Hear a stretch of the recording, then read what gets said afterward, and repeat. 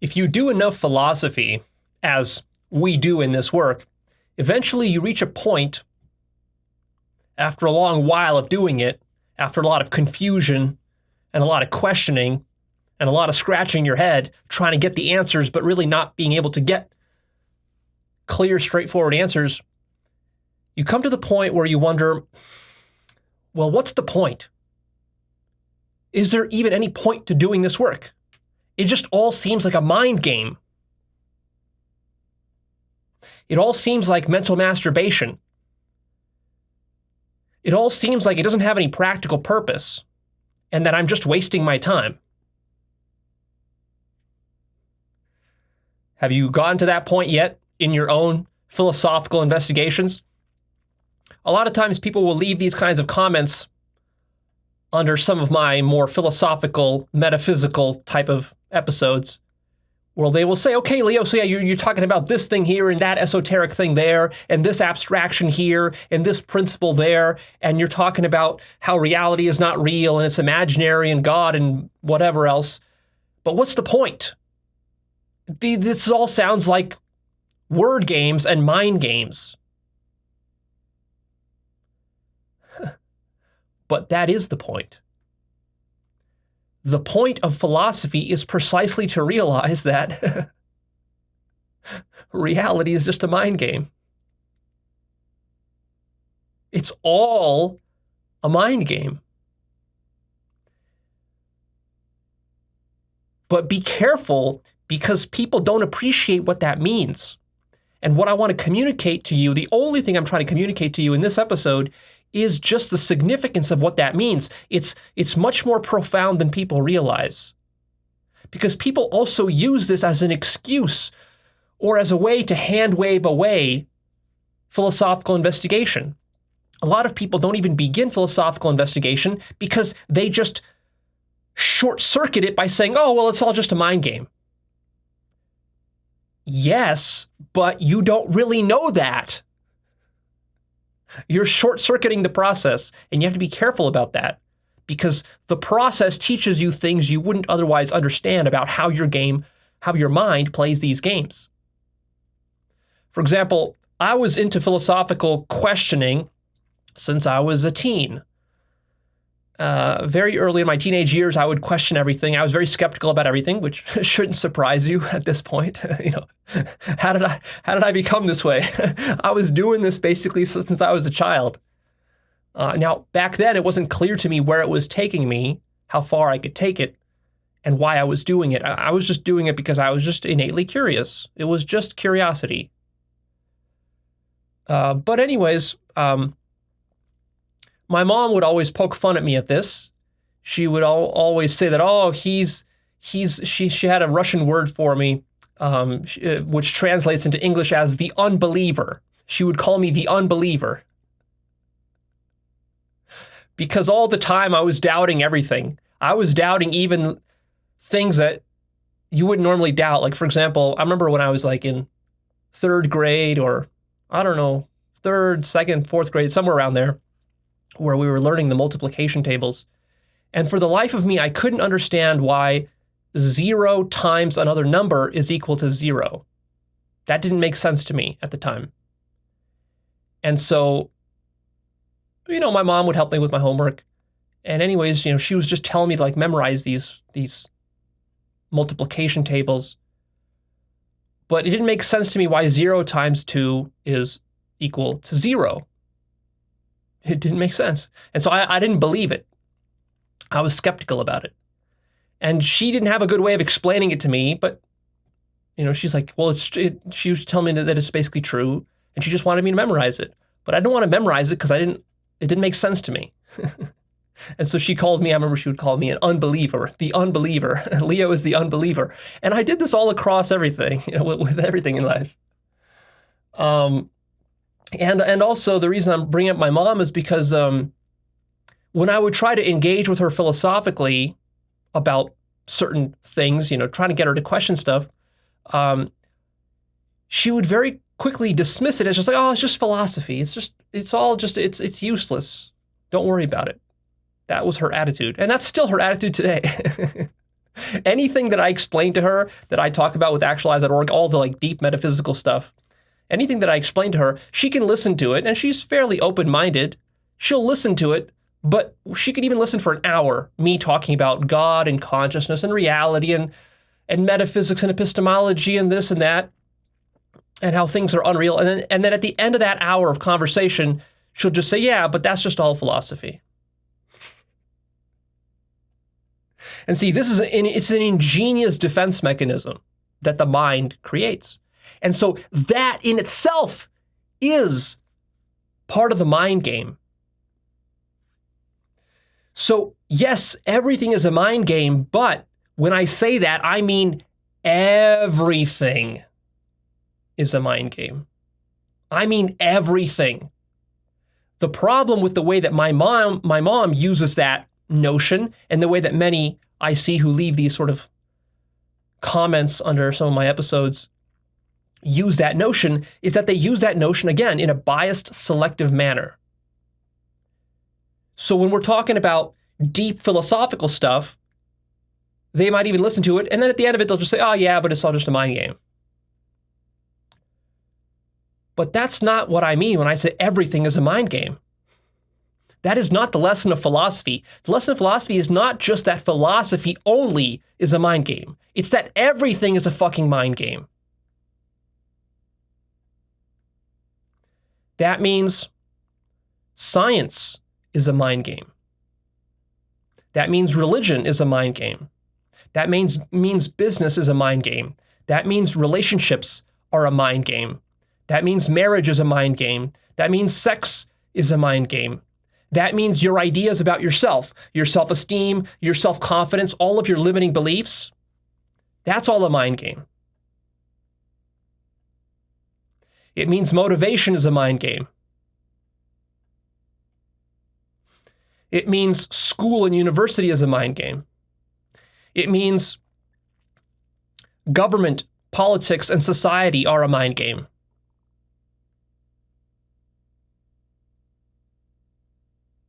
It means health and healthcare is a mind game. Medicine is a mind game.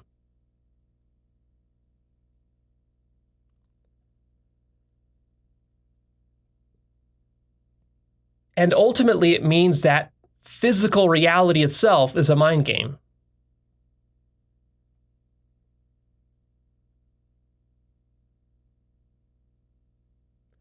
And this is not a trivial realization.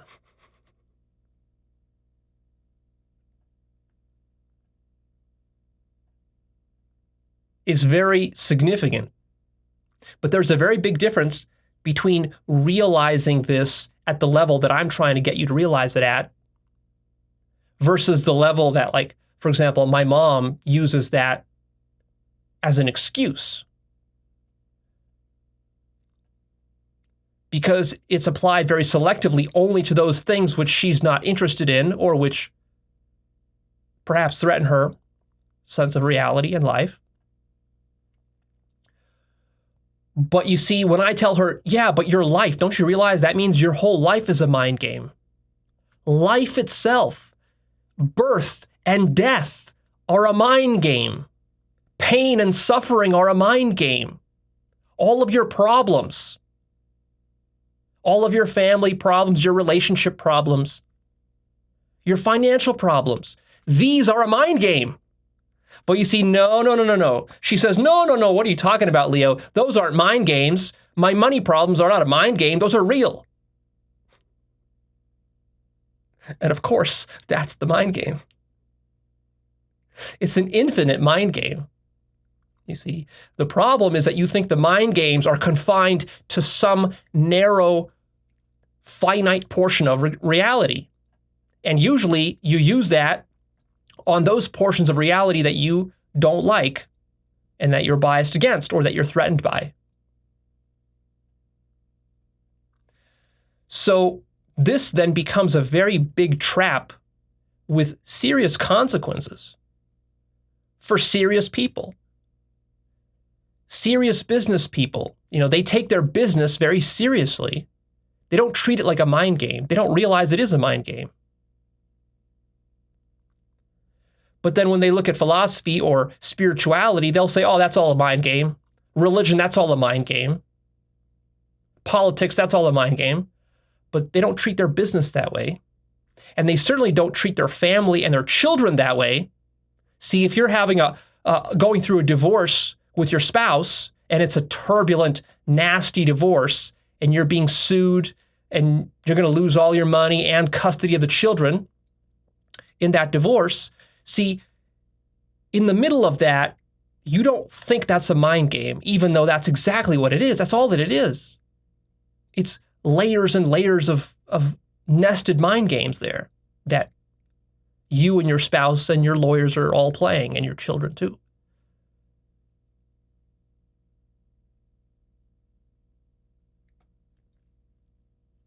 You see, so you make exceptions. And you don't actually apply this principle of it's just a mind game when things get serious. And this is how you get trapped in life. And you become a victim of life. When you don't realize this, you forget. Because you literally get mesmerized by the messiness of your problems. You don't think that your deepest personal problems are a mind game. Whatever those are. Like if you struggle to get sex, you don't think that's just a mind game. You think that's a physical problem. You think that's a real serious problem. And it causes a real serious depression for you. And maybe you'll even become suicidal, and maybe at some point somebody will actually kill themselves over this. I'm sure thousands of people every year around the world kill themselves because they're not able to have sex, the kind of sex that they want. And they believe that that's not a mind game. They believe that's physics. They believe things like that they're too short to have sex, that their dick is too small to have sex, that they're too ugly to have sex, that they're not lovable enough, that nobody would want them, that nobody would commit to them, that maybe somebody would have sex with them, but that would just be just to use their body, and that there wouldn't be a real genuine connection there because the person isn't lovable enough, or isn't worthy enough, or doesn't have the right job, or doesn't have the right hair, or the right physical features.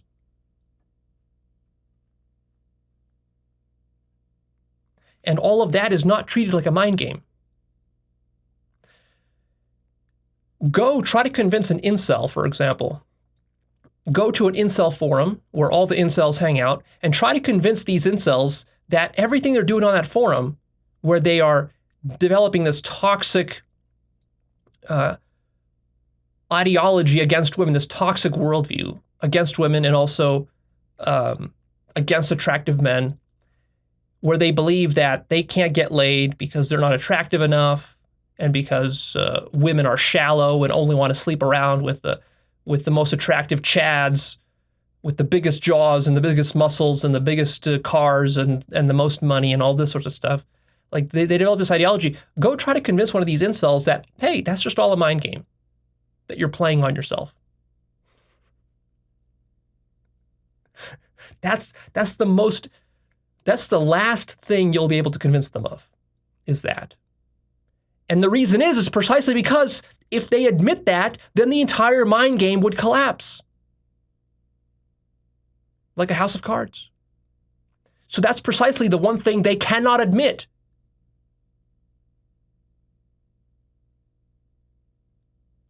And that's just one example.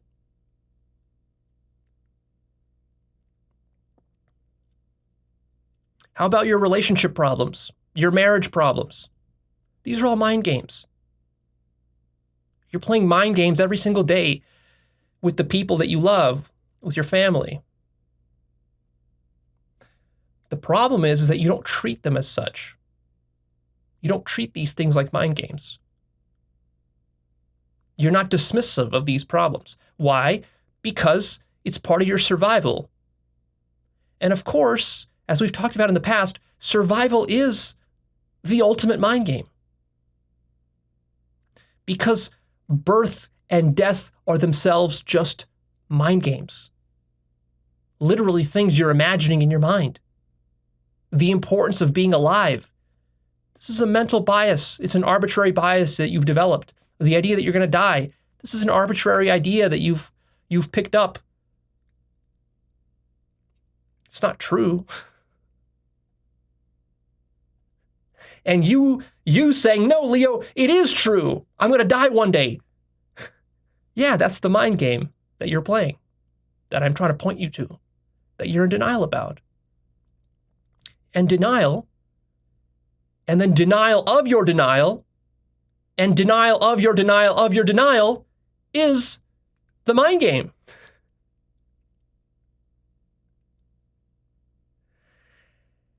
And perhaps another area, an example of where this mind game is extremely convincing and virtually impossible to communicate or to demonstrate, like with the incels, is within the scientific community. Scientists and academics actually think that their intellectual work is not a mind game.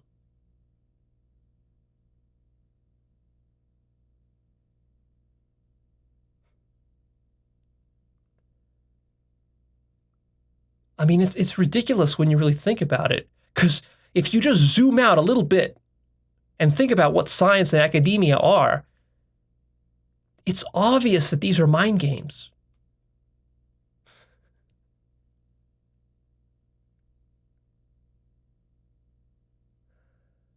But they're such deep mind games, and they have such significance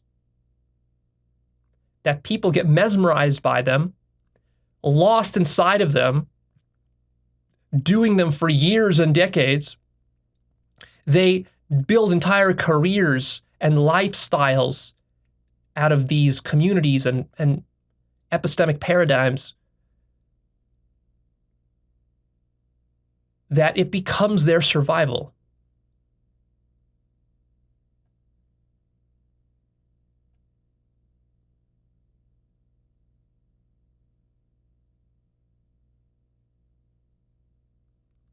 And it's no accident that most of the hardcore scientists and academics, when you try to talk to them about the fact that science and academia and materialism, for example, are mind games, and that let's do some philosophy to figure this out, to help you, to help jailbreak your mind out of this game that you're playing, what are they going to tell you? They're going to tell you, oh, philosophy, but that's just a mind game. We don't need philosophy. We're serious scientists and academics here. Philosophy, that's for soft-headed people. That's just a waste of time. Everybody knows that you can't get anything practical from metaphysics or from doing and reading philosophy. It's just endless debating back and forth and mental masturbation. And, we're serious, hard-nosed scientists and engineers over here. We're physicists, we're biologists, we're chemists. And we're building particle colliders here and battery technology, and we are launching spacecraft and exploring the outer edges of the universe through our telescopes and stuff like that. We're doing serious astronomy here and astrophysics and developing theories that we can use to build GPS systems and quantum computers and whatever else. And so it's not a mind game.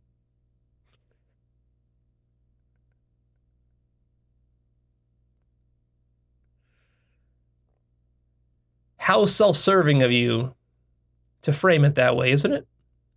Isn't that interesting? Isn't it interesting that every worldview and every paradigm frames itself in such a way that it justifies itself to itself? Because, of course, if it didn't, you would stop doing it.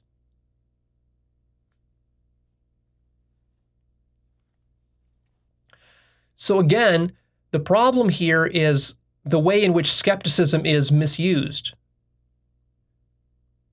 Skepticism is weaponized. I've talked about this in my older episode called True versus False Skepticism. It's a very important episode that people don't fathom the significance of. This is such a crucial thing to understand.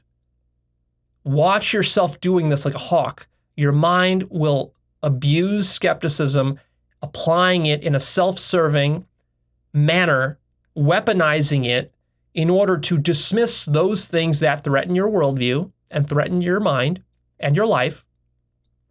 And it will completely forget about skepticism when it comes to your own pet paradigms and theories. Because the only reason your mind cares about skepticism is to serve itself.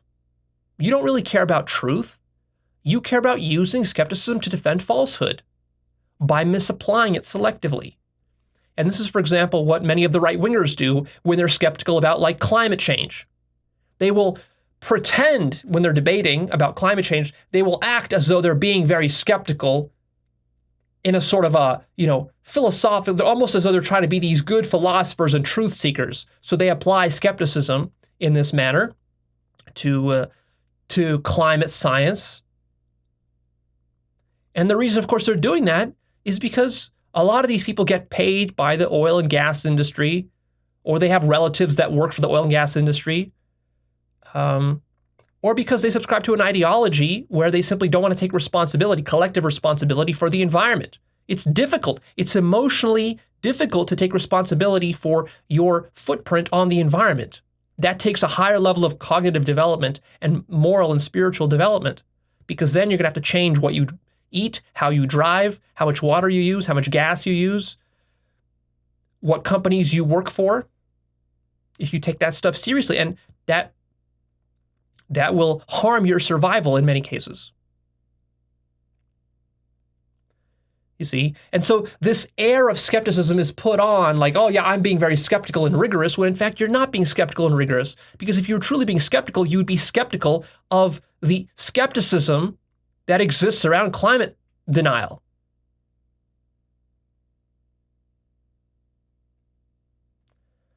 So notice your own mind doing this. It's easy to see other people misusing skepticism in this way, especially these days. Oh my God.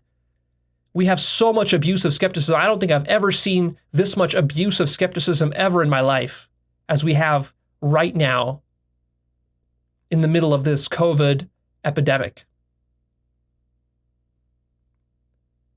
Every day I turn on the news and I see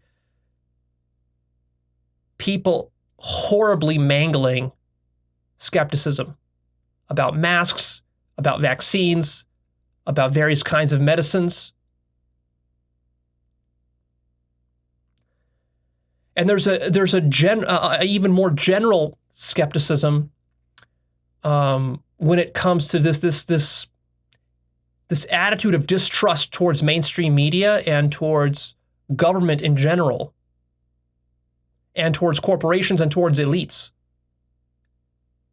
People think that they've woken up by turning against mainstream media, government, and the elites and corporations. People think they're waking up, but this is a false awakening. And I'm not even talking about enlightenment here. I'm just talking about it's even a false political awakening. Because, you're skeptical about big pharma, and you're skeptical about the military-industrial complex, and you're skeptical about Jeff Bezos and Bill Gates, and you're skeptical about the presidency, and you're skeptical about the politicians and the mainstream media, but then what do?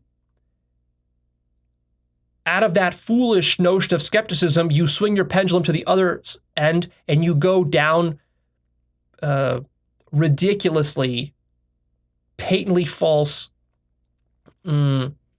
conspiracy theories and alternative media sources, Facebook posts, and other things like that. And there, you don't apply the same level of skepticism that you do to mainstream media. And then you think that you're being smart and that you're doing good epistemology, and you think that you're now starting to understand the world and that you're waking up politically, but actually, no, you're completely wrapped up in delusion. Because the reality is, no matter what kind of biases CNN has, CNN is way more accurate and truthful than anything that you'll find on Facebook. And in many cases, even stuff that you find on YouTube. Many of the sort of new media, alternative media perspectives that you get, whether it's right or left wing, progressive or alt-right, that you find on YouTube, on TikTok, on Facebook, and other social media sources, the reality is that all those sources are also deeply biased. And a lot of times, not only are they biased, but they're also simply not factual. Because even though CNN has its biases, of course, it has a certain kind of groupthink that it thinks inside of, a certain box it thinks inside of, a certain paradigm that it applies to how it reports on the news. Overall, you can trust CNN to be factual in many cases, in the majority of cases. You can also trust CNN that if they say something that's not factual, that they will actually correct the record. In many cases, they'll do that. But you will not get that same level of professionalism from most of the sort of independent news reporters that you find on the internet. They don't have that same level of journalistic integrity, because at least the people at CNN, many of them are like legit trained journalists. Of course, not all of them. Some of them are just talking heads a lot of times. And CNN oftentimes invites idiots to discuss topics. But still, they have legitimate reporters on their payrolls, legitimate journalists who actually went to school for journalism, got good degrees, went to great schools, were taught how to be neutral and objective, how to look for bias, how to have integrity about reporting facts, things like that. Whereas like somebody like Alex Jones, it's laughable to even bring him up in this context.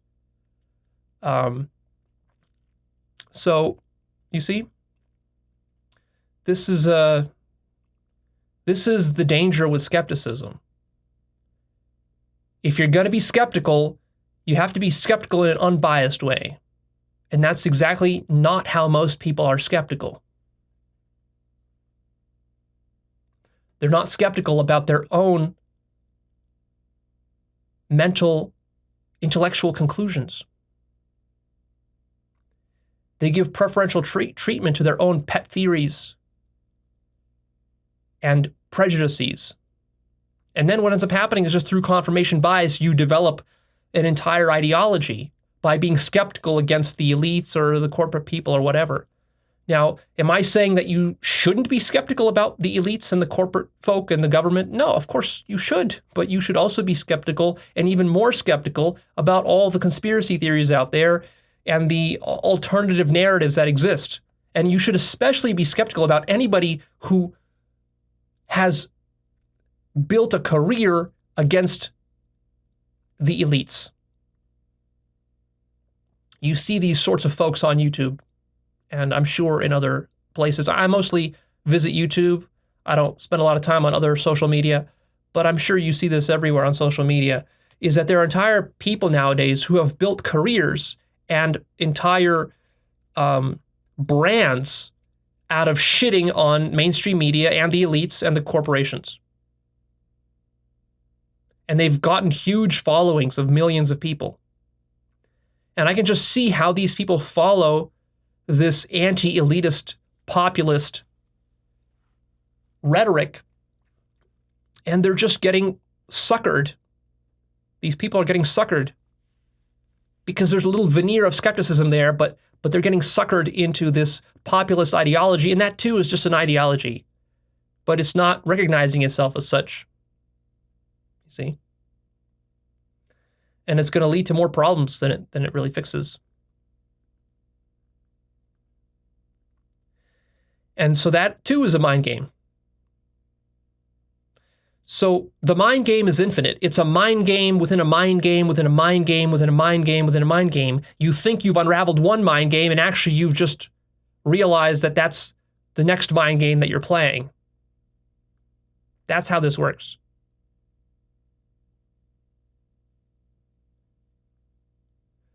So the whole point of our work with Actualized.org, and really with any genuine spiritual work, is to realize that everything is a mind game, and then to actually live from that place, and also to become so adept and artful at playing the mind game that you play it like a master guitarist will play a guitar. That's the difference. You see, I'm not just talking about looking around and calling everyone some kind of player and being just kind of generally vaguely skeptical about everybody and being paranoid and doubting everybody. I'm not just saying that. I'm saying when you truly start to suspect that everything is a mind game, what's the next step? What's the next logical step? What should you do about that? Well, if everything is a mind game, you only have two options. One is to kill yourself and end the game. And two is to keep playing the game, but to learn to play the game artfully.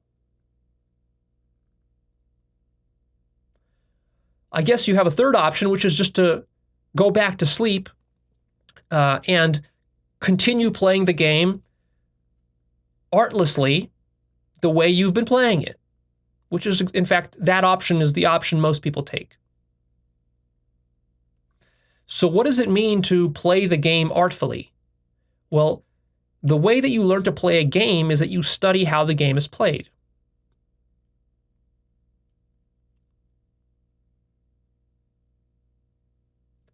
You study the mechanics of the game. You look at who plays it well and who plays it poorly. You learn the rules of the game, which is to say you learn the principles that are running the game. You learn patterns within the game. You learn patterns and meta patterns.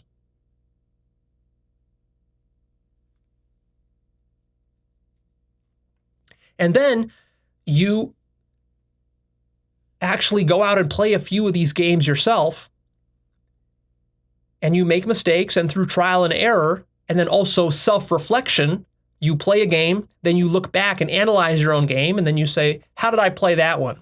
How did that turn out? What worked? What didn't work? You do a little post-mortem on it. It's just the same way as learning how to play chess. I mean, how does somebody become a chess grandmaster? That's what we're talking about here. Think of life as just a giant infinite game of chess that you're playing. And unless you're going to kill yourself, you're going to have to play the game. There's no other option. There's no option not to play the game other than killing yourself, which I don't recommend you do. I recommend you enjoy the game. And actually, see, that's the thing, is that if you hate the game, the reason you hate the game is because you haven't actually learned how to play the game yet. Life as a game is amazing. It is the most amazing game that could ever be designed. It beats any video game. It beats chess. It beats checkers. It beats Go. It beats Monopoly. It's the ultimate game. That's what makes it so tricky, is that it is ultimate. It is infinite. There's nothing higher than it. There's nothing more complex than the game of life. And so what you have to do from an early age, but I mean, you can start this at any age, but the earlier you start, the better. What you can do is you can realize that it's all a game, then you can start to learn how the game is played. And you can learn principles and patterns and meta patterns. And then quickly, through trial and error and using a lot of intelligence, you can figure out how to play the game. And then the better you become at it, the more confident you feel, the higher your self-esteem becomes.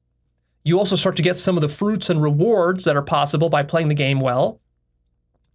And you avoid much of the suffering, which is the punishment for playing the game poorly. And then you start to fall in love with the game, and you enjoy the game. And then also, when you become fully conscious of how much of a game it all is, this becomes very liberating and freeing, because you no longer take it too seriously. You can be playful. And that is the ultimate end game, we might say. What is the end game of life? The end game of life is to become so masterful at dealing with all of the self-deception that the mind constructs. That's what we're talking about when we talk about mind games. We're talking about self-deception and manipulations of various kinds and illusions that the mind spins. When you become very artful and masterful at catching your own mind playing all these various kinds of tricks, and then you master your own mind in that way, then you can be playful and you can just enjoy life, and it becomes a play. It becomes a game. And isn't that what you really want? Do you want life to be work, or do you want life to be play? Do you want life to be a grind, or do you want life to be play? You want it to be play. So how do you get it to be play? By recognizing it's a game and then learning the mechanics. And that's what Actualized.org is that it's my own study of how the game of life is played and all the mind games that are played by humans, including myself. I don't exclude myself from this. I'm very much involved in playing mind games, just like we all are. Right? It's very much about the quality of the game you play, how artfully you play it. You can get wildly different results depending on how you play the game. And also being conscious of what it is that you're doing. Because most people are playing the game, but they're not aware that they're playing the game, and they're in denial that they're playing the game. And that's when you really get yourself into a lot of trouble. The reason scientists and academics get themselves into trouble, and doctors and politicians, and spouses and husbands and wives, and lovers, and children, and business people, they get themselves into trouble because they're denying that they're playing the game. They're not aware of it. Religious people too. I forgot that one. Religious people, people who join the New Age cults that are out there, some of which I've shared information about on my blog. Go check that out. I like to share, whenever I find videos of interesting cults, I like to share those on my blog. Because, one of the ways, if you really want to get good at mind games, is study how others play mind games. And the best mind games are played by cults and by religion and by science. Oh boy. Those are really the only three fields you got to study to understand mind games really well. I mean, I would also include politics in there as well. Maybe that's the fourth key pillar of mind games and human bullshit is those. It's cults, it's religion, it's science, and it's politics. So you study those. And the way you can begin studying them is just look at videos. You can look for videos. I mean, you can literally go into YouTube and just type in cults and see what kind of interesting cults come up. You'll find all sorts of interesting videos on cults. Or religion. To type in religion, you'll see all sorts of interesting religious mind games. You could type in New Age and see all sorts of wacky New Age mind games. Politics, of course, you can type in politics and you'll see the whole zoo of political mind games. Now, with science, it's going to be a little trickier, because if you type in science, it's going to seem like what you get is serious people talking about serious things. But just notice that their seriousness itself is the game. In many ways, science is the most challenging mind game to deconstruct, precisely because it's so serious and it treats itself as so objective and so rigorous. But see, that is the mind game of science, is the objectivity and the rigor of it. But luckily, you don't need to look very far for help deconstructing that, because I have a long-ass, over 10-hour-long series on science called Deconstructing the Myth of Science, Part 1, 2, 3, and I'll probably release some more in the future to add to that series. That will get you started. That is a full deconstruction of science right there, and I've deconstructed other parts of science in other episodes of mine. So I can help you with that most serious of work. That's personally my deepest passion. You see, because you can't realize that all of reality is a mind game as long as you think physics is real. So you have to deconstruct physics. And to deconstruct physics, you got to deconstruct all of science, basically. And will science help you to do this? No! You can't use science to deconstruct science. That's preposterous. That's the same as going into a Mormon church or an evangelical church and expecting them to deconstruct the Bible for you. They're not going to. They're true believers. You see? That's where you got to apply your skepticism.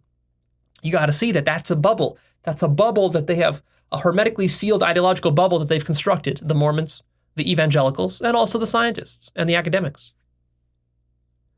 Which is exactly why they're all so protective. The Mormons are as protective as the evangelicals of their superstitions, and so are the scientists and the academics. They're just as dogmatic and protective. But in fact, it's even worse, because at least with a Mormon and evangelical, you can see how obviously dogmatic they are. But with a scientist and academic, see, they play a deeper game. They're playing a double game. They're playing a game within a game. Their game is to act as though they're being humble, objective, rigorous, logical, neutral, and unbiased. That's their game. And when you see that, you actually start to believe it even more than you would believe some passionate, charismatic preacher yelling at you from the pulpit. But anyways, so if you haven't noticed what I do with my blog, which I hope you've been checking out, a lot of you guys are missing out on this, because look what I've been doing with my blog. Over the last 3 or 4 years that I've been running my blog, I've been mostly sharing videos and links and other pieces of information that I find online that are designed to be like little breadcrumb trails. What is that old story of the breadcrumb trails? Was it it wasn't Goldilocks, it was somebody, I forget exactly who it was, that left the breadcrumbs.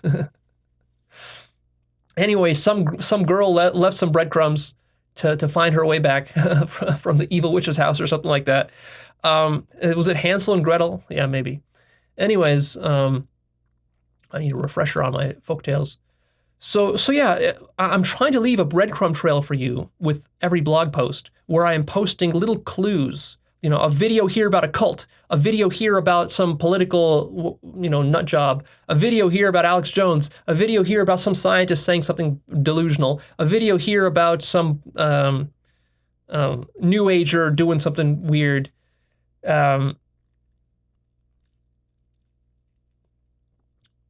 With the hope that you slowly study these examples and sort of piece together and start to see that, there's something bigger, there's a bigger pattern going on here, which is all a mind game.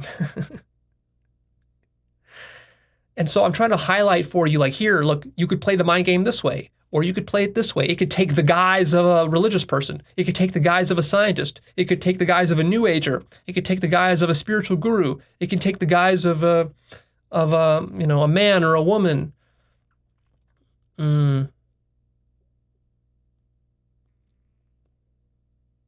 That's what God is. God is an infinite shapeshifter, taking all sorts of forms, all possible forms, playing with itself. It's a game of self-deception. It's a game of infinite self-deception. And you might wonder, well, Leo, why would God be so fucking twisted? What's the game here? What's the game about? Why does God play games? Why can't God just be straight? Well, because, of course, you're assuming that reality could exist if God was being straight. But if God was being straight, there would be no reality. Physical reality itself is God being twisted and not straight. Your life. The fact that you think you're alive, that's the twist in God's mind. If you untwist God's mind, you'll stop being alive. You'll stop being human. You'll stop believing in an objective reality. You'll stop believing in a physics. You'll stop believing in science and all the things you hold dear. And you'll lose all your biases for your family and for your dog and for your cat and for your spouse, for your children. You'll lose all these biases. And then how can you play the game? The game will be over. And even though you love to bitch and moan about how unfair the game is to you, right? Don't you believe the game is unfair for you, especially? Because you believe you should have more. You believe you should get better results in the game. You believe you should have more sex, more money, more love, better house, better car, better place to live, all that. You believe you deserve all that. and you love to bitch and moan about how you're not getting it and why you're not getting it and why God's not giving it to you. But the bottom line is you actually you love the drama of this game. At some level, you enjoy the suffering, and you're addicted to playing this game in whatever way you like to play it. If you're doing drugs, you love playing the game.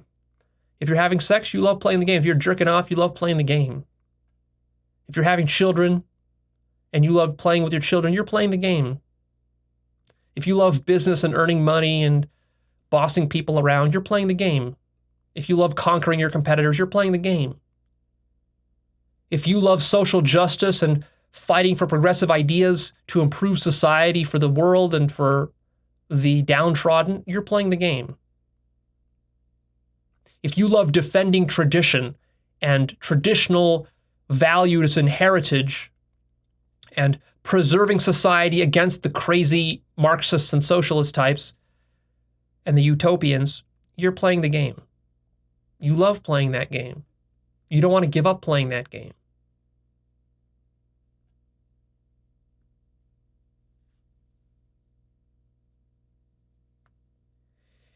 And to play physical games out in the world, like with your business, to play, because, doing business is a physical activity, we might almost say.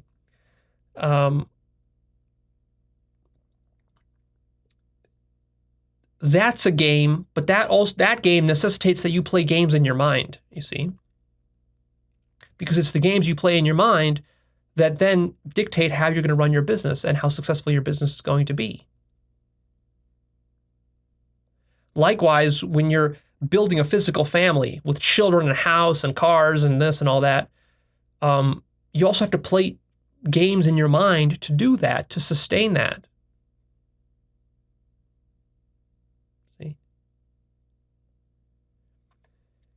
And so the function of philosophy is not merely to read books, nor is it to study what the ancient philosophers have said, like Plato, Aristotle, Descartes, and others like them.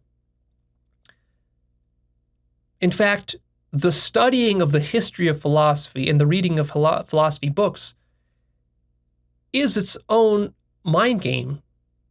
The purpose of that mind game is to prevent you from realizing the actual mind game that is being played here right now in your life. Because you're not going to be able to connect all that ancient knowledge to what is actually happening in your life today. So that's what Actualized.org is trying to do. Is it's really sort of like a philosophy 2.0 here. We're trying to take academic philosophy and apply it to the actual mind game that is your life, so that it actually connects.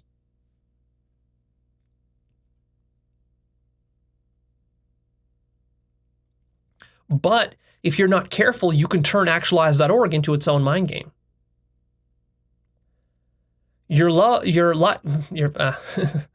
ego mind would love nothing more than to sit eating a bucket of ice cream every night and just watching hour after hour of Actualized.org videos and navel gazing about it,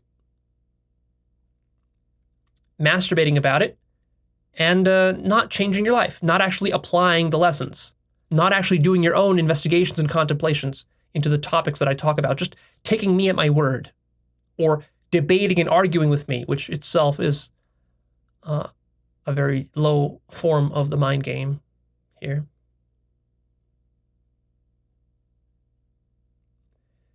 Every profound thing that I say, you have to derive for yourself, first of all, and then second of all, you have to learn how it connects with your life and how you can use it to improve the artfulness with which you play the game. That's the only point of Actualized.org.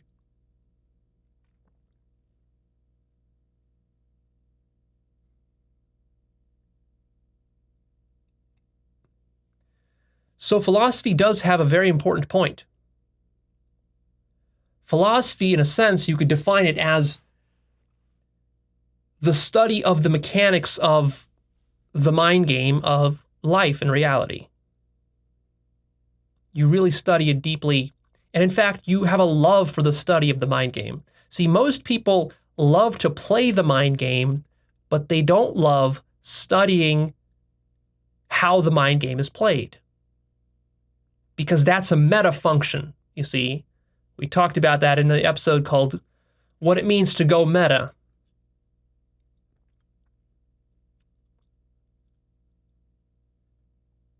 So it's not enough to play the game, you have to study the game.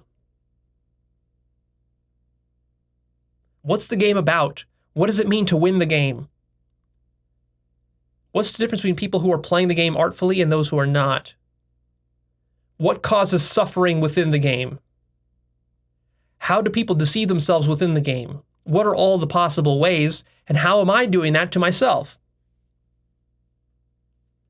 See, this is true philosophy. And when you frame it like this, then you realize that is there anything more important within the mind game than to realize that it is a mind game and then to study how the mind game is played? What's more important?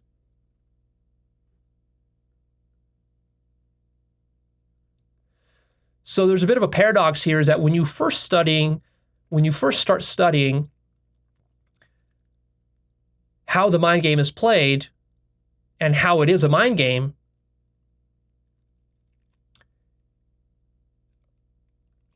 at first it's very abstract and it's not practical.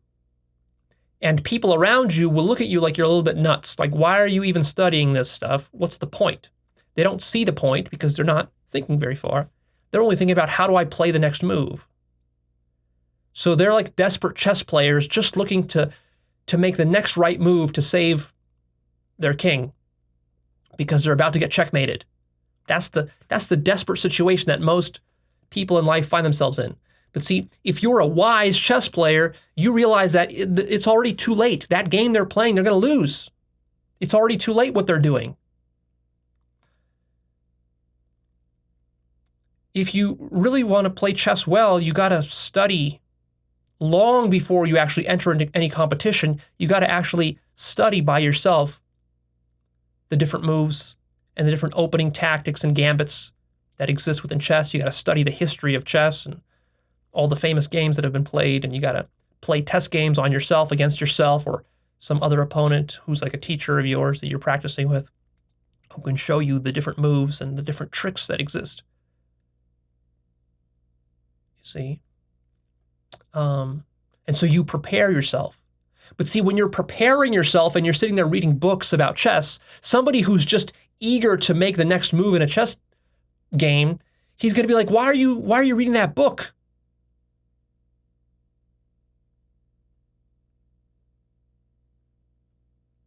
Why are you preparing? Just play. But if you play, you're going to be a fool and you're going to get a fool's mate. See? So when you first start studying philosophy, it's going to seem very abstract, and you're going to go through a phase of what might seem like mental masturbation and a lot of confusion, and you're not going to know what's up, what's down. You're not going to know who to trust, what book to read. Like, you're going to be confused and lost. And so I went through years of that, and what got me through that? It's just my love for the process itself. So I didn't enter into philosophy with the hope of like, okay, how can I quickly just get this over with so that I have all the answers? I just want the answers. No. For me, it was just an exploration. I wanted to explore the mechanics of the mind. And that was fascinating in and of itself for me. I didn't even need it to be practical or applicable. I didn't need my philosophy to get me laid. I didn't need a direct path from philosophy to millions of dollars. I didn't need a direct path from doing philosophy to having a great career or becoming famous or raising a family. It was just for the love of truth and understanding. Because there was just an innate recognition, intuition, that truth is valuable in and of itself. Understanding the mechanics of the mind is valuable in and of itself. It's interesting. The mind is an interesting thing to study because you're using it all the time anyways. But then what that ultimately led to is all sorts of practical ramifications. For example, one of the practical consequences of my early doing of philosophy is that I became immune to religion, to religious indoctrination of every kind. I became immune to it. Why? Because I studied the mechanics of self-deception so deeply that now when some religious person is talking to me, I can see through all of their bullshit. It also made me immune to cults. I'm immune to cults because I can clearly see the game that the cult leader is playing and that all their followers are playing. It's also made me immune, for example, to the sort of corporate capitalist rat race. A lot of people get lost in that. They think, well, Leo, I'm not stupid. I'm not a stupid religious person, and I'm not stupid enough to fall for some sort of idiotic, sex cult or whatever.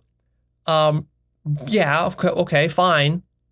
First of all, you're even that you're overestimating. You could easily fall prey to one of those. But anyways, but then you fall into the trap of just materialism, chasing material success and money and climbing the corporate ladder and all that sort of stuff. But so see, I saw through that game too. And then if you don't fall into that trap, then you'll fall into the trap of politics. You'll subscribe to either a right-wing ideology or a left-wing ideology, whatever, or even a sort of a centrist, neoliberal, maybe corporatist ideology. You'll subscribe to that, and then you'll play that game for your life, for the rest of your life, because you won't see how there's self-deception and bias in all those sorts of games. Or maybe you'll fall into the mind game of like becoming an athlete.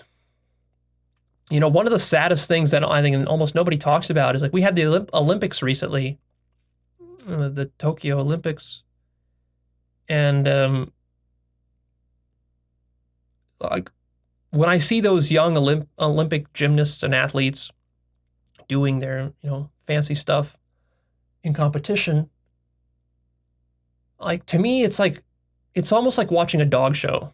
Have you seen those dog shows where they strut out one of these silly looking dogs, and it just looks like a silly dog because it's like a poodle and it's all trimmed up and stuff, and it's got this weird sort of elitist looking aristocratic look to it because it's supposed to impress the judges, and they strut out this dog. It looks ridiculous. It jumps through some hoops and stuff, and then it gets some award, and then like I mean, it's a mockery. It's a mockery of life. And that's exactly what these poor Olympic kids have been brainwashed into. I mean, the Olympics is basically a cult. Because you don't enter the Olympics unless you've been brainwashed from birth into that, basically. You have to start training for the Olympics from like 5 years old. And your parents basically have to put you up to it. And, by the time you're 15 or 20, you've been so brainwashed into this that you actually believe that you enjoy what you're doing. You actually believe that you're living a good life by training every day for 5-10 hours a day and jumping through all these hoops and getting awards and applause and praise from your parents, from your teachers, from onlookers and spectators. And you actually believe that this is some sort of way to live a rich life. I mean, you're just a dog in a dog and pony show. And it's sad because a lot of these athletes will just like break an ankle and then their whole career will be over. They won't even make it to the Olympics. Or even they make it to the Olympics, and even worse is that they make it to the Olympics and they win the gold medal. And then what? They win 5 gold medals. So what? And then what? You're 20 years old, you've won 5 gold medals, and what are you doing with your life? It was all a mind game. You're going to be depressed and miserable with your sitting at home with your 5 gold Olympic medals around your neck, crying, eating a bucket of ice cream. That's what it's going to lead to, right? You see, so you've been brainwashed. You've been in a cult.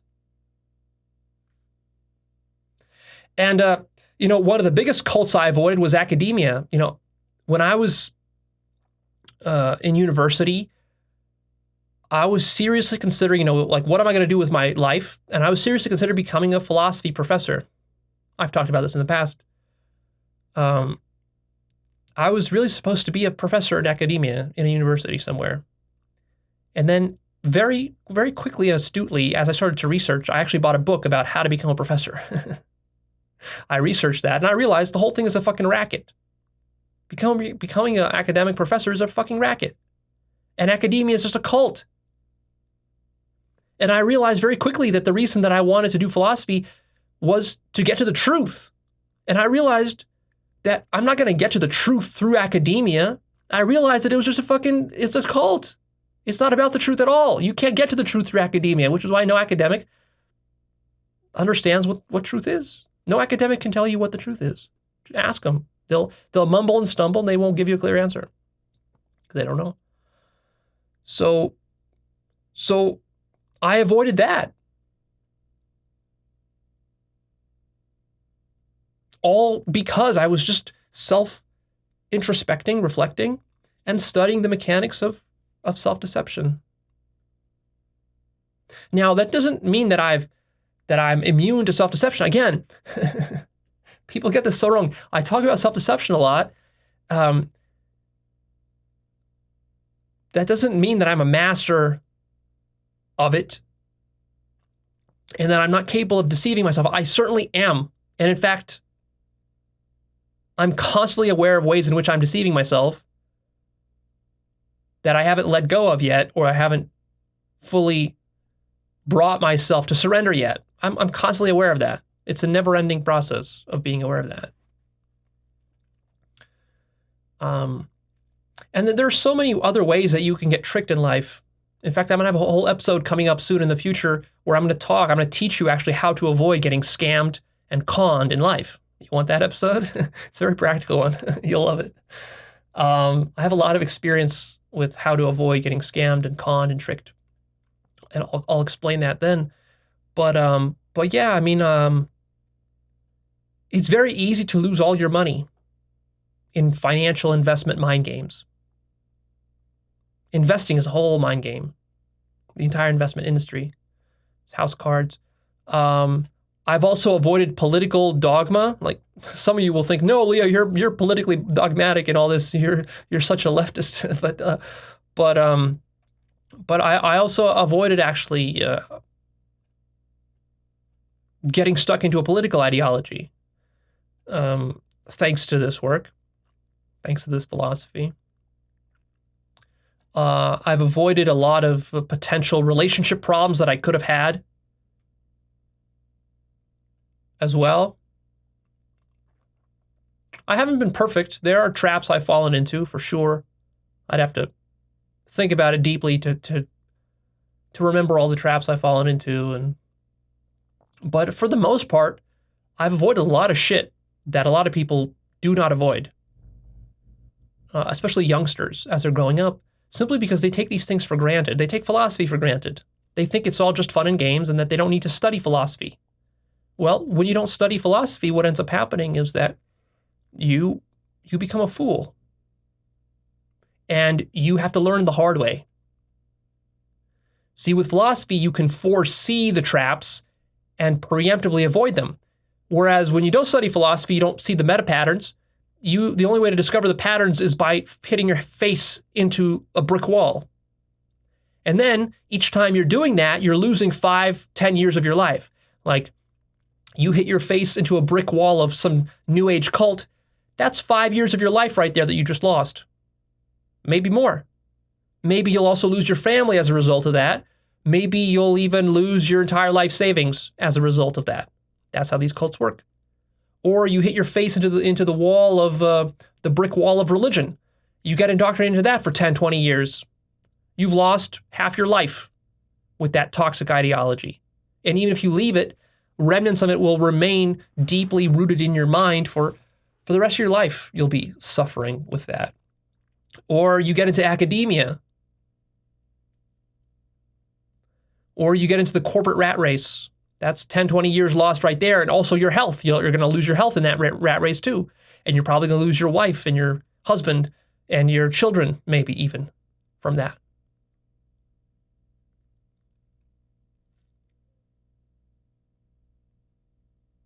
See? Or you get into investing, cryptocurrency, what other new fad there is, and NTFs or whatever they're called. NFTs, I don't even know what they're called, non-fungible tokens.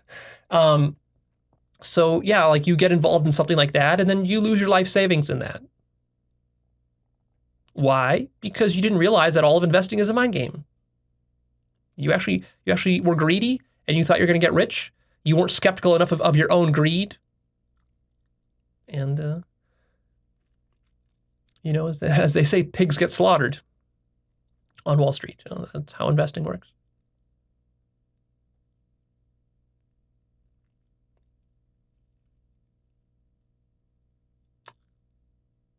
I actually have some interesting investment stories, but I think I'll save them for later.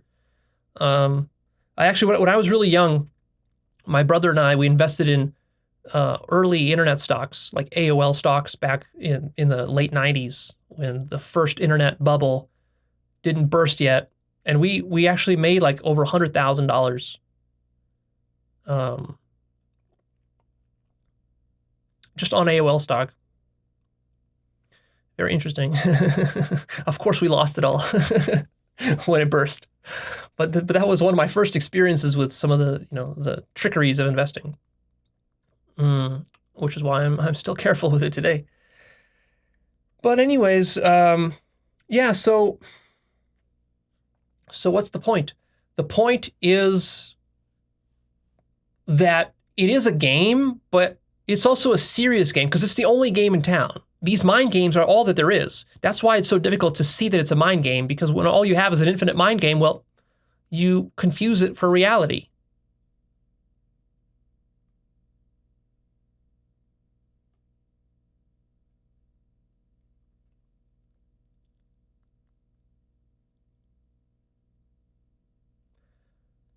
Some people get bummed out when they hear that reality is just a mind game. Everything's a mind game. But don't take it that way.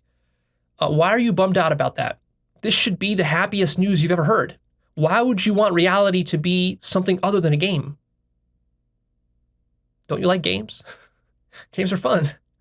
Games are play. That's what you want reality to be. You don't want it to be anything else. You don't want it to be real. Why do you get bummed out when I tell you that reality is an illusion or a hallucination? That's the best possible news, don't you see? Then you can just play. You can play in a virtual reality, in a dream. That's the best. That's not something to be depressed about. Like, when you realize that your dog and your cat are imaginary, that's not something to bum you out. That just makes your dog and your cat all the more cool. How cool is it to have an imaginary cat and an imaginary dog that you're hallucinating? You see, when it's imaginary, then nothing is lost when it goes away. Your cat and your dog can die, and it's fine. It's okay. They were imaginary. But you can also learn to enjoy them while they're here.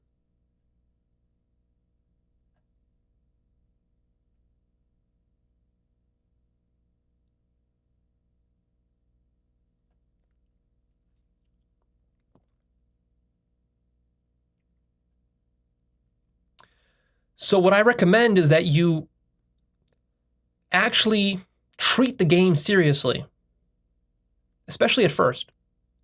Later, when you become very masterful at it, then you can open yourself up to play more.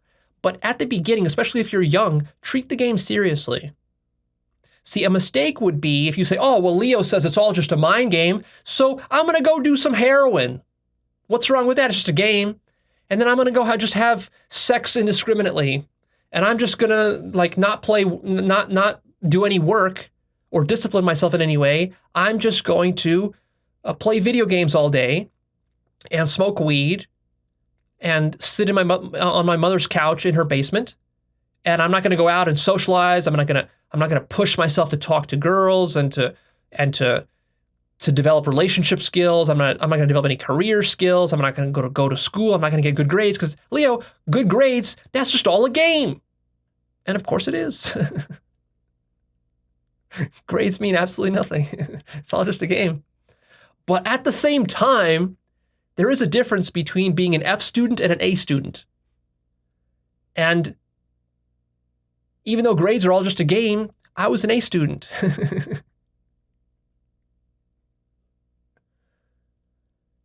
And it still matters reading books, educating yourself, developing career skills, building discipline. All these things matter. It's all about mastering the game. When life becomes really shitty is when you don't develop mastery of the game and you think you can just bumble through it.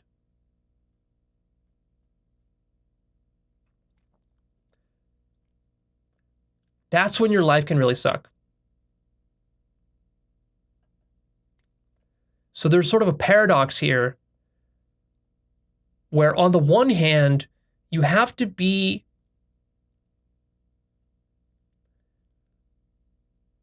very pragmatic.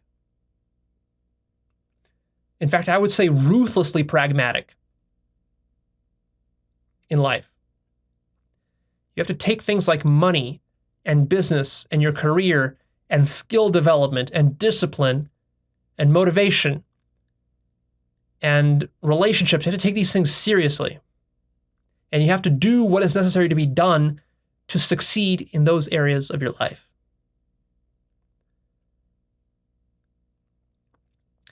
On the other hand, you have to also be metaphysical.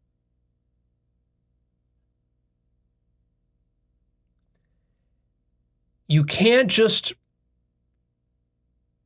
do that which is utilitarian in life and expect to have a good life. That is the trap of the rat race.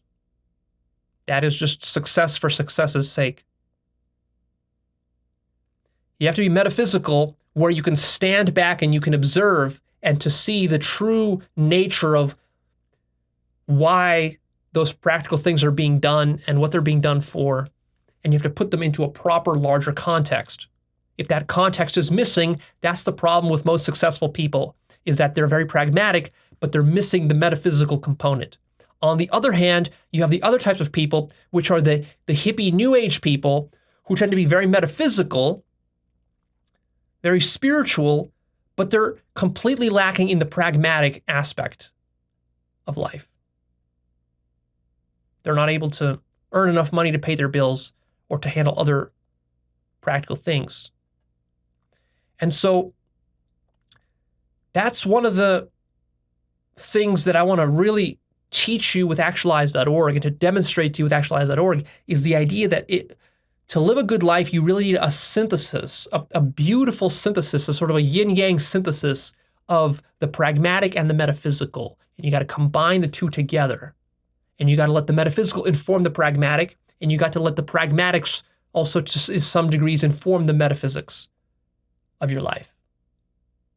And it's by combining these two things in a nuanced, intelligent way that you get the best possible life. And if you only go for one or for the other, then it's not going to work.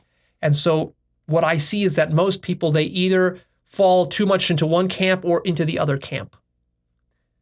They're not able to even maintain a career, so they just sort of want to leave society. They want to go live in an ashram and just meditate or something like that. And then they're basically helpless people. They need to leech off of others in life to feed themselves and to clothe themselves and have shelter. There's those types of people.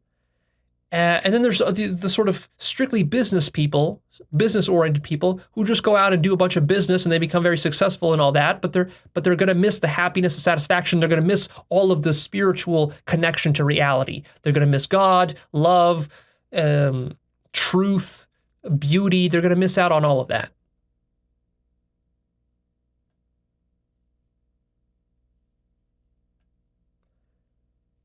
And so a lot of my content alternates back and forth. Sometimes I will shoot an episode that's very metaphysical. Other times I will shoot an episode that's very pragmatic.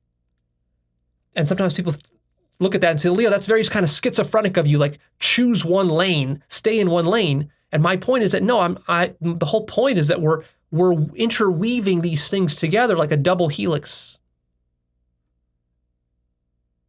That's how it has to be. Because one of my missions is to make philosophy practical.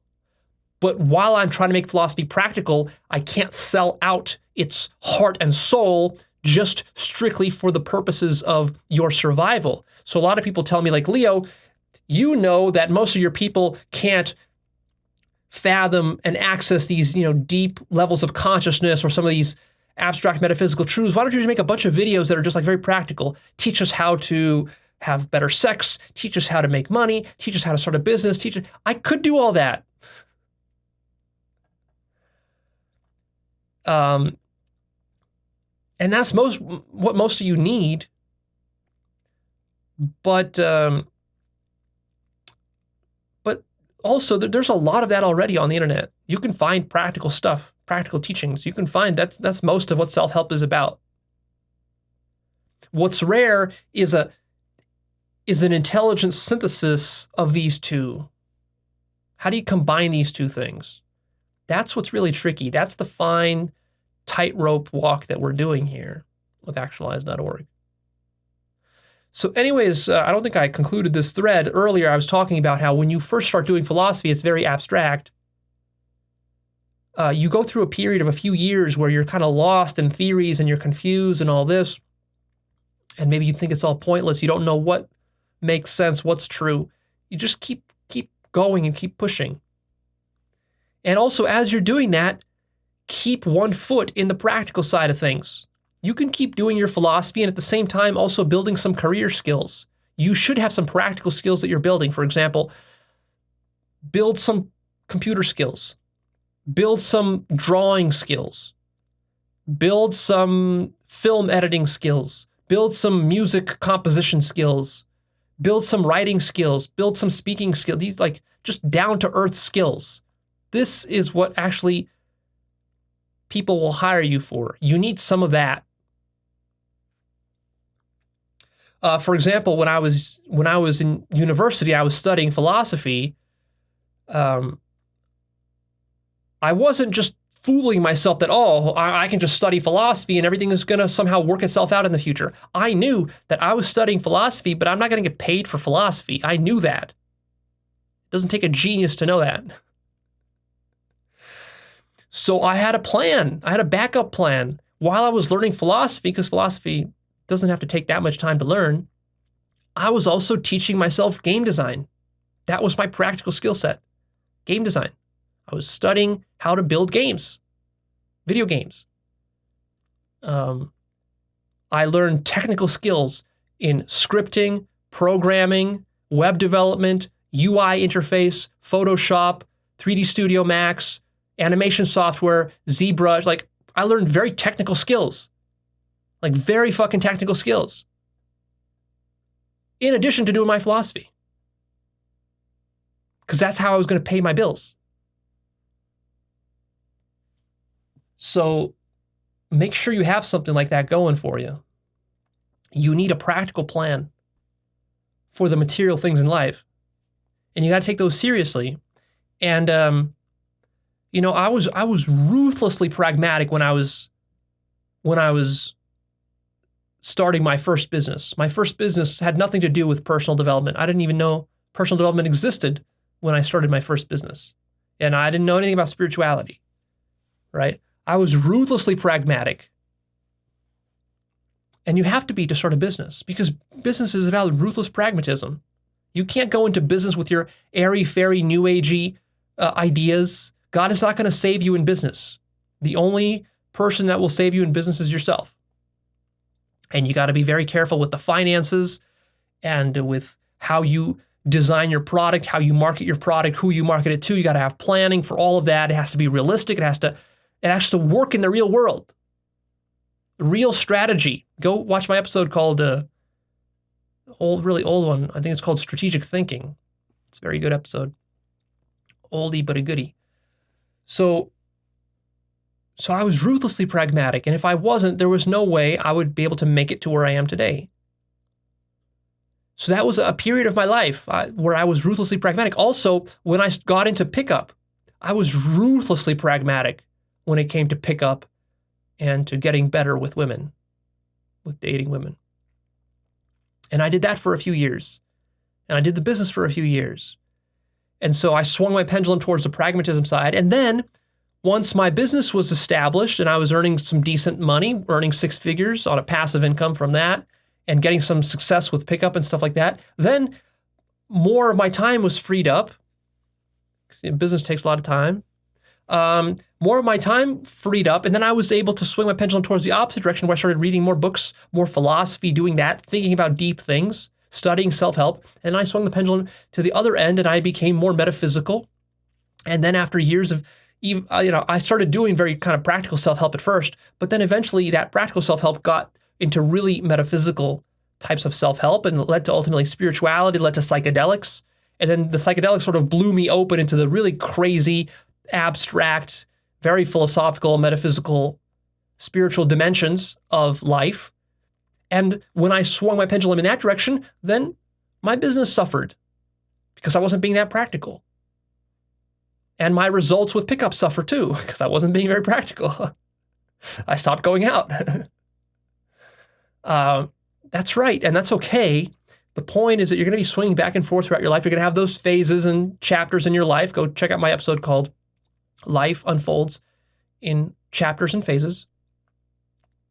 And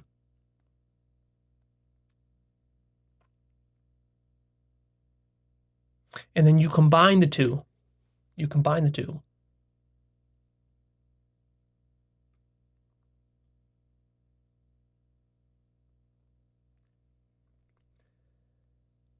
Because most people think of philosophers as being very impractical people. You want to avoid that trap.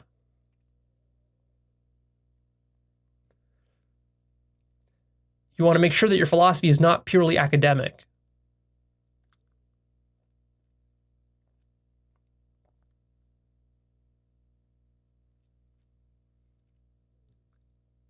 And then some people complain like, oh, Leo, I've watched a lot of your videos and they're getting too philosophical for me and I'm not doing enough practical stuff in my life. So I'm going to drop Actualized.org and I'm just going to go away and I'm just going to do the practical stuff. Okay, fine. You can do that. But while you're doing the practical stuff, you can still, a little bit each day, you can sprinkle in a little bit of theory and abstract and philosophical stuff, right? Because like I've talked about in my previous episode about how, very valuable things take a long time to develop. They require development over time. In that episode, I talked about how you want to plan ahead and invest in things. So there are certain things that you can invest a little bit into each day where you're going to regret not having done so. So for example, like invest 30 to 60 minutes every day reading books, high quality books. Even if you're doing something very pragmatic, like you're building a business, okay, fine. By day, build your fucking business. Work for 10 hours on your business by day. And then in the evening, to relax, and I used to do this when I was building my business, spend 30 to 60 minutes reading something that has nothing to do with your business. Something philosophical, something metaphysical, something spiritual. That doesn't mean you're going to have to go and embody everything you read and embody that enlightenment that you're reading about right then and there. No, you're going to be focused on your business for 10 hours a day for the next 3-4 years. Fine. But in those 3-4 years, you will also, if you keep reading, spiritual books for 60 minutes a day, in those 4 years, can you imagine how much material you're going to process and how much deeper your foundation is going to be? Then, once your business is established, then you can spend, you can swing your pendulum and then you can actually go and work really hard on actualizing all that theory that you've been reading about. Like that. See, like that.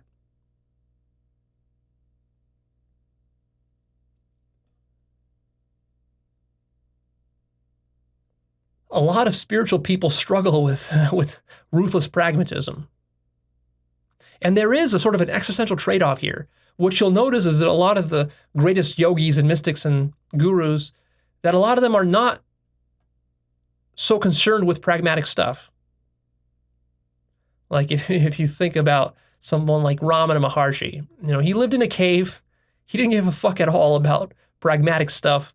He didn't care about business, about money, about anything. Just lived in a cave. He was very much on this end of the purely metaphysical. And that can work in rare cases. That can work. It worked for him. It might work for a few of you, but for the majority of you, you're not that radical and you're not that conscious, so it's not going to work for you. So for you, you need some more middle path there. And I recommend you take on that challenge. I remember when I was first starting with philosophy, I had this sort of utopian idea that I would just become a pure philosopher and just study philosophy and nothing else in life. I wouldn't concern myself with business, with marketing, with any of that stuff, just pure philosophy. And my dad and my parents, they basically sort of tried to disabuse me of that notion by telling me, like, you got to be practical in life. Like, what are you actually going to be doing after all of your philosophy? So that helped me to also realize and appreciate the importance of the pragmatic. And so my first business really taught me to be ruthlessly pragmatic. And that was such a valuable lesson, even though it was painful in many respects. And I didn't want to do it because my natural inclination is to be more metaphysical than pragmatic. But, sometimes you got to go into territory where you don't feel comfortable and you just got to master it anyways. And so even though business is not my forte, I mastered or got proficient at least certain aspects of business and marketing that I usually would be philosophically opposed to. And that helped to round me out. And eventually that got me to where I am now. I couldn't be where I am now. There couldn't be an Actualized.org if I wasn't ruthlessly pragmatic back then for a certain period of time. And I had to be ruthlessly pragmatic even to start and to launch Actualized.org. It couldn't have gotten this successful without doing that. So, ultimately what you want to be is you want to be flexible enough to apply the right kind of strategy in the right kind of situation. Sometimes a life situation requires you to be more philosophical, abstract, and metaphysical and spiritual to resolve that problem. And then other times, a life situation actually requires you to be very ruthless and pragmatic and material to resolve a problem. And one of the mistakes is when you misapply one or the other. For example, if you have a physical ailment, like let's say you have cancer or a broken leg, or maybe a viral infection or something, you can try to apply a philosophical solution to that problem or a material solution. A material solution would be like going to the doctor and getting a cast for your leg. A more metaphysical solution might be to say, I'm just going to suffer it. I'm just going to tough it out and meditate my way through it. Or maybe I'm going to go to some new age spiritual healer who will magically heal my bone or something. And in this case, the proper solution is probably to go to the doctor and get a cast, not to meditate through it or to go to some new age, healer. But then there are other problems you might have where it is appropriate to use the more metaphysical, philosophical, new agey, spiritual approach because it's a non-material problem. It's hard to fix a non-material problem with a material solution. So, for example, if you have bad self-esteem, you're not going to fix that with a trophy wife or with having children or by earning a bunch of money or by becoming famous. That's not going to solve your low self-esteem problem. That's a non-material problem that's going to require a non-material, probably spiritual solution.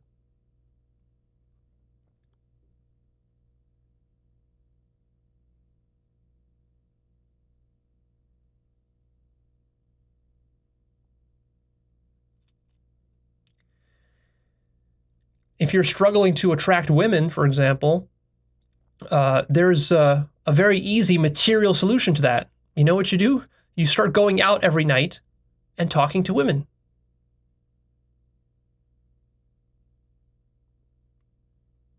And that's precisely what the majority of guys don't want to do. They want to have some sort of theoretical solution. There is no theoretical solution to the problem of sex. Go where the women are, and then you'll have sex with some of them just by fluke luck. That's the solution to that problem. Now you could say, oh, Leo, but isn't there a high level solution where you become so metaphysical, so enlightened, and so awakened that you don't even want sex anymore? What about that? Yes, interestingly enough, there is such a solution, although it's a very radical solution that's not going to work for most people. Because see, most guys who are too scared and too weak to go out and talk to women at night, is that guy going to reach a level of awakening where he has transcended sex? No, no fucking way. And to even plant that idea in his mind is ridiculous. Now, can it be done? Yes, it can be done by 1 in a million people. It will be done. But it's not appropriate advice for most guys. See? So sometimes there's a metaphysical solution to a problem, sometimes a physical. Sometimes there's multiple levels of solution, and sometimes you have to sort of step your way up the ladder of solutions, where you do a little bit of a practical solution, physical solution, material solution, and then that increases that makes you a little bit less desperate, but it doesn't solve the problem all the way. And then you're gonna have to take another leap and swing your pendulum towards the metaphysical, spiritual domain, and then that will maybe help you to get to another level. And even when you get there, maybe there will be an even higher level where you swing it back and you go back into the physical. And then maybe you have, you get yourself a physical wife or husband on top of your awakening.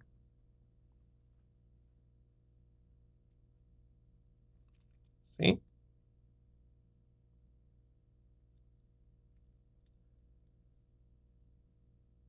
So, in the end, it is all a mind game, but it's all a mind game. So, treat the mind games seriously, but also have fun.